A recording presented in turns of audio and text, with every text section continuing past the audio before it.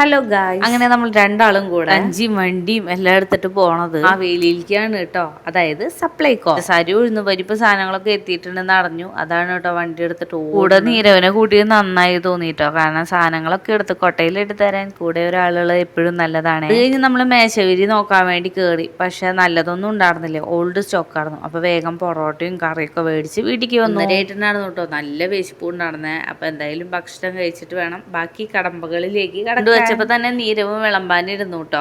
Salt water എന്ന് പറഞ്ഞൊരു YouTube ചാനലാണ് കേട്ടോ. ഒരു വട്ടം വെച്ചതാ നല്ല രസം. അപ്പൊ പിന്നെ അതെന്നെ കണ്ടിരിക്കും ഫുഡ് അടിക്കണം നേരത്തൊക്കെ. അത് കഴിച്ചിട്ട് പിന്നെ നമുക്ക് കുറച്ച് നേരം റെസ്റ്റിംഗ് ടൈം ആയിരുന്നേ. അത് കഴിഞ്ഞ് നമ്മള് പണിയിലേക്ക് കടന്നേ. ഇതൊക്കെ വെയിറ്റ് ആയിരുന്നു കേട്ടോ. എന്റെ നടും അങ്ങോട്ട് ഒടിഞ്ഞു എന്ന് പറഞ്ഞാൽ പോലെ. നീരവും ഞാനും കൂടെ സാധനങ്ങളൊക്കെ ഇങ്ങനെ പുറത്തേക്ക് ഇട്ടു. കാരണം സഞ്ചിയില് അരി ഉണ്ടായിരുന്നു ഏറ്റവും താഴെ. അപ്പൊ ഇതൊക്കെ അവിടെ ഇട്ടിട്ട് വേണം സഞ്ചി കൊണ്ട് തട്ടാൻ. പഞ്ചസാര, ഉഴുന്നുപരിപ്പ്, വെളിച്ചെണ്ണ ഇതൊക്കെ ഞാൻ കൂടുതൽ എടുത്തിട്ടുണ്ട് കേട്ടോ. കാരണം സനേഷ് ചേട്ടൻ ഈ മാസം വരാന്നാണ് പറഞ്ഞേക്കണത്. അപ്പൊ സാധനങ്ങളൊക്കെ ഒന്ന് സ്റ്റോക്ക് ചെയ്ത് വെക്കുക. ചേട്ടൻ വന്നു കഴിഞ്ഞാൽ ചായയൊക്കെ നല്ലപോലെ കുടിക്കും. അതാട്ടോ പഞ്ചസാരയൊക്കെ കൂടുതൽ അങ്ങോട്ട് സ്റ്റോക്ക് ചെയ്ത് വെക്കാം. അങ്ങനെ സഞ്ചി കാലിയായപ്പോ അതൊക്കെ മടക്കി ഗ്യാസ് കുറ്റിയുടെ മുകളിൽ കയറ്റി അരി. സഞ്ചിനെ കുറെ പ്രാഗിയിട്ടുണ്ടെങ്കിലും അടിപൊളി സഞ്ചിയാണ് കേട്ടോ. അതിലെത്ര സാധനങ്ങൾ ഇട്ടിട്ട് കൊണ്ടുവന്നറിയോ. ഒരു പാക്കറ്റ് പഞ്ചസാരയും കൂടി ടിന്നിലേക്ക് തട്ടിയിട്ടു കേട്ടോ. പിന്നെ ഉഴുന്ന് പരിപ്പും കൂടെ. ബാക്കിയുള്ള പാക്കറ്റുകൾ, അതായത് റവ അങ്ങനത്തെ സാധനങ്ങൾ ഇങ്ങനെ ടിന്നിലാക്കി വെക്കില്ല. എല്ലാം കൂടി പാക്കറ്റോടെ വലിയൊരു ടിന്നുണ്ടല്ലോ, അതിൽ പൊട്ടിക്കണ പാക്കറ്റുകൾ അങ്ങനെ കയറ്റി വെക്കുക ചെയ്യാട്ടോ.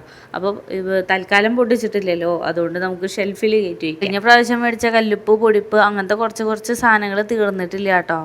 തീരാറായിട്ടുണ്ട് ടിന്നിൽ. അപ്പോൾ എന്തായാലും തീർന്ന് ആ ടിന്നൊക്കെ ഒന്ന് കഴുകിയിട്ട് ഒന്നും കൂടെ ഒന്ന് ഫില്ല് ചെയ്ത് വെച്ചിട്ട് അങ്ങനെ വെച്ചേക്കാം. നമ്മുടെ സ്ഥിരം പരിപാടിയാണല്ലോ, എനിക്കിങ്ങനെ നിറച്ചിരിക്കണം കാണണം. അതാണ് എൻ്റെ സ്ഥിരം പരിപാടി. അപ്പം ഞാൻ എല്ലാ മാസവും ഇങ്ങനെ പോയിട്ട് കഴിഞ്ഞതൊക്കെ മേടിച്ച് കഴിയാറായതും മേടിച്ച് ഇങ്ങനെ ഫില്ല് ചെയ്ത് വെക്കും.